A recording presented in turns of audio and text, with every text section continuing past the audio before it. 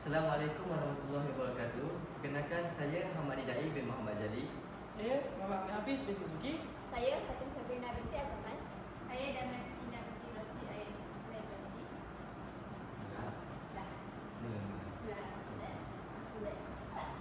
Jadi aku khabar pada ini kami akan membentangkan pengajaran kami serta BBM mengenai perubahan kami bertunjuk. Selamat masuk. Assalamualaikum warahmatullahi wabarakatuh. Perkenalkan, saya Muhammad Hidayat bin Muhammad Jali. Saya Muhammad Hafiz bin Zuki. Saya Fatin Sabrina binti Azaman. Saya Damna Kristina binti Rosli Ayaz Rosli. Dan pada hari ini kami akan membentangkan pengajaran kami serta BBM mengenai tajuk pengembaraan kami. Jadi bagi memulakan pengajaran pada hari ini, saya akan memulakan dengan seindaksi. Jadi antara seindaksi yang telah saya sediakan untuk pengajaran hari ini ialah saya akan menayangkan video Upin dan Ipin berkaitan dengan geng pengembaraan bermula. Jadi hasil yang akan mereka dapati dalam melihat video yang telah saya tayangkan ialah video ini dapat memberi gambaran awal tentang apa yang mereka akan belajar pada hari ini serta mengaitkan pembelajaran pada hari ini dan video yang telah ditayangkan dengan kemahiran membaca. Jadi, baiklah. Untuk langkah satu, saya akan meminta murid saya untuk membaca teks ini secara senyap, seterusnya secara kuat dalam berkumpulan. Jadi tajuk teks ini, tajuk petikan cerita ini ialah Faris dan Hakim, yang di mana saya meminta murid untuk membaca petikan ini, lalu murid mengeluarkan isi tersurat dan juga isi tersirat. Jadi melalui teks ini, isi tersuratnya ialah ini,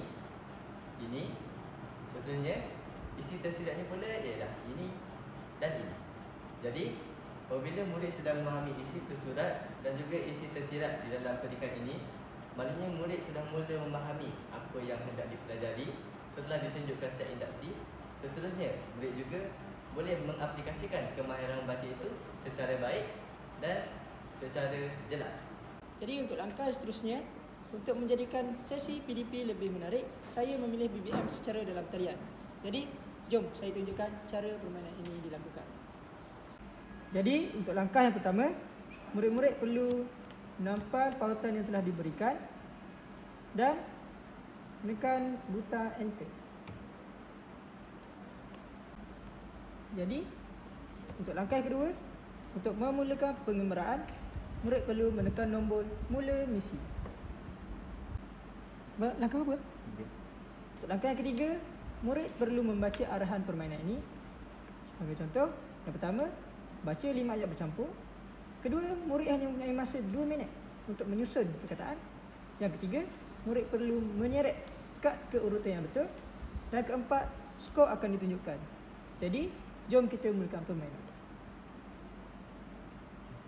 Apabila permainan dimulakan, masa akan dikira dan murid mula untuk menyeret jawapan dan menyusun jawapan dan meletakkan ke dalam kotak yang disediakan. Contohnya,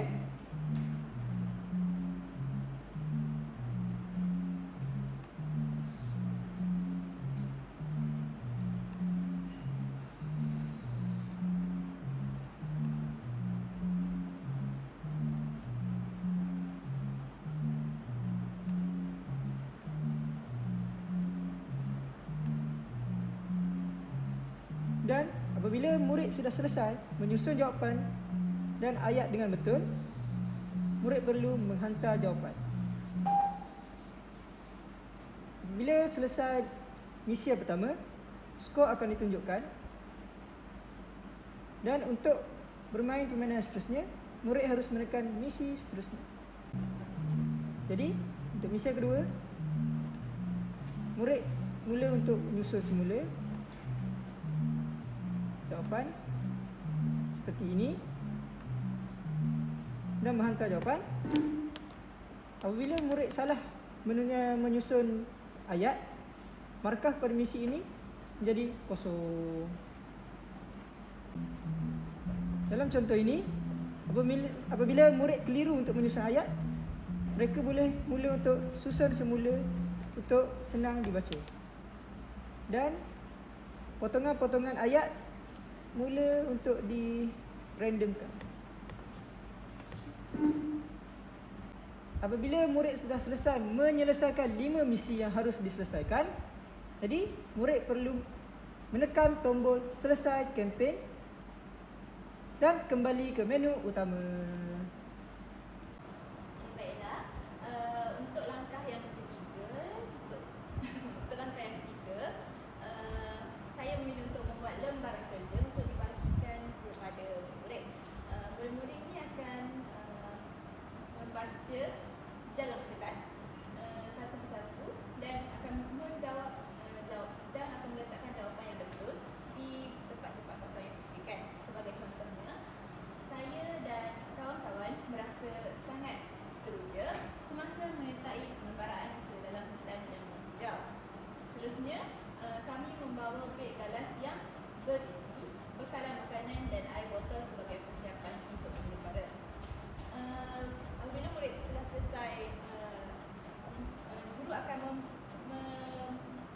memanggil satu persatu murid untuk menjawab satu persatu soalan ini dalam kelas. Dan melalui aktiviti ini, latihan ini kita dapat membuat pengukuhan bagi murid-murid supaya pembelajaran, supaya kemahiran membaca pada murid-murid itu lebih mantap lagi. Sekian, itu sahaja daripada kami. Semoga apa yang kami kongsikan kepada anda dapat membantu anda semua. Bye.